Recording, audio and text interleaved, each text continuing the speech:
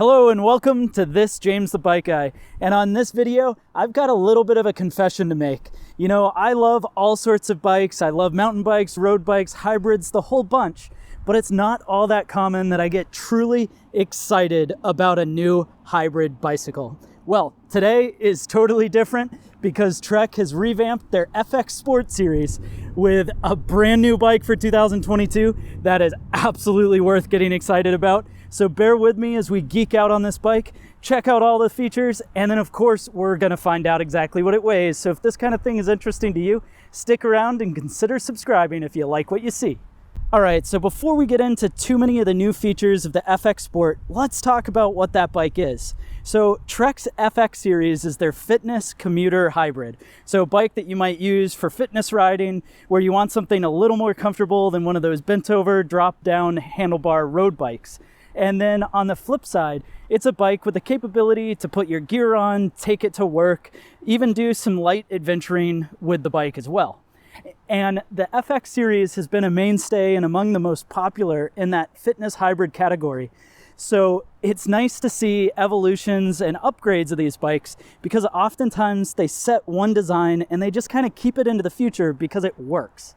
Now, the FX Sport has been Trek's fast version of the FX for some time. So it used to be FX and then you'd have a number, the part spec level. But here, when it goes to FX Sport, that means the bike is going to come with a carbon fiber frame. Now, as you can see here, this is definitely a gorgeous looking carbon frame. And in fact, it's Trek's 400 series OCLV carbon fiber, though I do find it a little funny they put a 5 right next to it. I know that's indicating this is the FX5. But in the sports series, it used to just be focused on high performance speed, and it ran a bit narrower tire than their traditional aluminum bike does. But that's all changed with the 2022.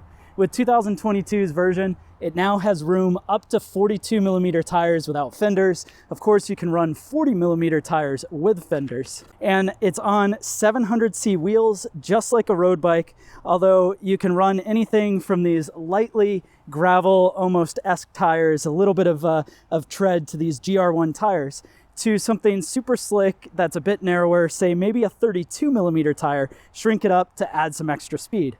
The other thing that they changed up on the new 2022 that gets me pretty excited is all of the FX Sports are going to be one by, so single ring up front and a range out back. And then they tied in their integrated cable housing. So this is much like what you'd see on some of the high-end road bikes from Trek. The cables come in through the top cap of your headset bearing and then into the bike, all snugged up. So you don't see any cables on either side, which is really cool. It allows it to be a lot easier to get on a car rack, even maintain, because everything's slick and clean. And personally, I love the way this thing looks. Now, a few other things to mention, new from 2022, the positioning is going to be a bit different. So previous FX Sport was really on just the racier side of a hybrid. However, for 22, they increased the stack. So basically from where the bottom bracket is up and over, that height is taller. And then the other thing they did is they shortened the reach. So going back to the saddle is a little bit shorter. So that means your position is going to be a bit more upright than you would have had on the previous gen for what Trek is calling just right geometry, a good buzzword for essentially a more comfortable position. A couple other things to mention, along with a carbon frame, it is a carbon fork. It uses their through skew, which is a quick release through axle. In the back, they still have that same through skew action, which is nice to see. Mounts for racks and fenders. So you can run a rack and fender setup on here. Bottle cages on the down tube as well as the seat tube underneath. It's a nice clean look. And yeah, just comes out pretty gorgeous. And actually, with a little bit of sunshine, you might be able to see the carbon weave show through under the paint. This is a semi-translucent paint job where you can see a little bit of the carbon underneath. And while we're underneath, you will see that there are little mounts on this top tube. If we can get that in focus, basically allowing you to add a frame bag to the center and customize the bike to whatever you plan to use it for. Now, with this being the FX5, that means that this is a 5 level of parts. So basically, Trek is going to run these from 1 on up. In the Sport, they start at the Sport 4. This being the 5 means it's going to come with a very nice drivetrain. So here is a Shimano GRX drivetrain. This GRX drivetrain is a 1x11 setup, so you've got a single ring up front This happens to be a 40-tooth narrow wide chainring with a little chain guard, nice to see on the GRX crankset. And then going out back is a Shimano SLX 11 to 42 tooth rear cassette. So that cassette made it up with a 40 tooth up front, means you have less than a 1-to-1 gear ratio, meaning it's going to go up hills really well, and enough top speed to keep going. While we're here, you can see the Duo Trap mount. This is a spot in the frame to be able to add a speed and cadence sensor, so you can pick up how fast the pedals are going around, as well as how fast the wheel is going around. And to slow the bike down with all that speed is going to be courtesy of some Pro Max brakes. These are a hydraulic disc brake, operating 2 piston calipers, both on the front and the rear, with center lock disc brake rotors. And then we do see that it's coming with a Shimano shifter. So this shifter thumb button is going to put you into an easier gear, and either index finger, or if you push thumb on the trigger just before, that's going to put you back to a harder gear. And if you're still with me, I really hope you're enjoying this video, and consider hitting subscribe, as well as check me out on Instagram, James the Bike Guy, all one word, where we can share photos and messages about your cycling endeavors. Looking into the cockpit of this bike, all aluminum here with an alloy Bontrager 31.8 millimeter handlebar. You can see it's fairly wide with a little bit of upsweep to it, but I really like that this is their ISOZone setup. So what ISOZone is basically a V-shaped bar that allows this white gel to be installed.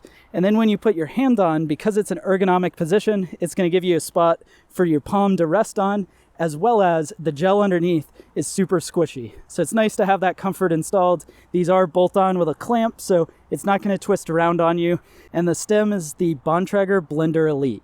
So this has a mount to be able to add a light, Garmin, your phone, mounts like that onto the stem. Nice alloy construction. And then out back is a Bontrager saddle mounted up on a 27.2 alloy seat post. Now, this being an all-carbon bike should ride really smooth and comfortably. However, one upgrade I might do in the future, swap this puppy out for a carbon post for just a bit more comfort and even a little less weight as well.